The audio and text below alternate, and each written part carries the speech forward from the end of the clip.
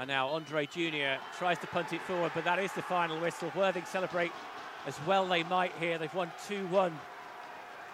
And a cascade of boos going around the ground here.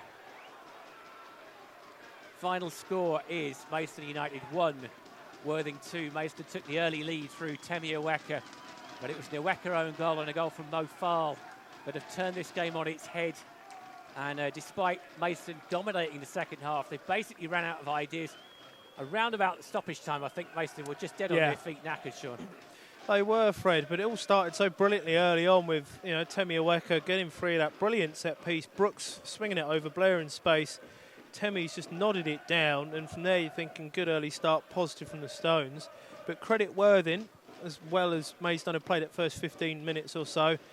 Aweka forced into that diving header back into his own net from Mo Fal's challenge. And you think going in half-time 1-1 against this very attack-minded side, probably not the worst result in the world. And then a little break-up of play in the defensive area.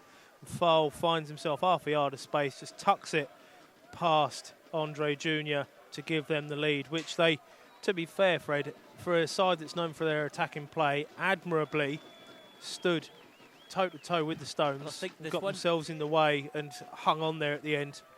The other thing we need to say about this is that Maidstone have been really unlucky this afternoon. Very. When you have that amount of possession, when the ball is pinging around an area that much, sooner or later the ball falls to an ambusher. Really didn't this afternoon. We're going to have to check the replay to see what happened with that incident with Chris Hay. Chris Hay. Did he drop the ball over the line? It looked like the goal had been given initially. Yeah, because the linesman put his flag up, signalled it, and then the referee ruled it out. Because we will have to wait and see. Yeah, because we saw the referee gave that signal for the hand over the ball, had control over the top of the ball on the ground, which he may well have done initially, but had he done that after he'd already put it in his own net? That's the main contention, I think, from the game this afternoon that we're all going to worry about and look through on the highlights. A crumb of positivity, Fred, I've got to say. That league table is absolutely stupid because, again, it reads Boreham Wood 52, Torquay 52, Worthing 52, Eastbourne Borough 52, Maidstone 51. Yeah. So we've lost here this afternoon and we're still a point off the top spot.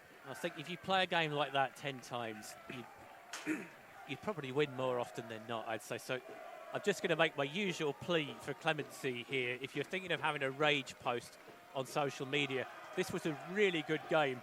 Maidstone have been unlucky, they've lost, and yet you can point to various things here and there where things could have been done better, but it's just one of those, as a wise man once said, it's one of them. A guy who's at Tunbridge now, I personally am at Tunbridge Women, Angels Women and Maidstone Women's match tomorrow. I'll be here for Stones TV.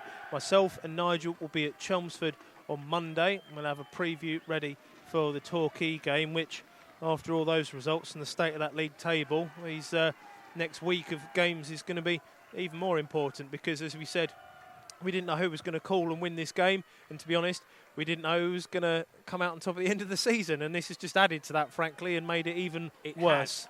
It has, and it's now time for us to go home. So it is. Let's get out of here. Let's. See you later. Come Cheers. on, you Stones. Good night.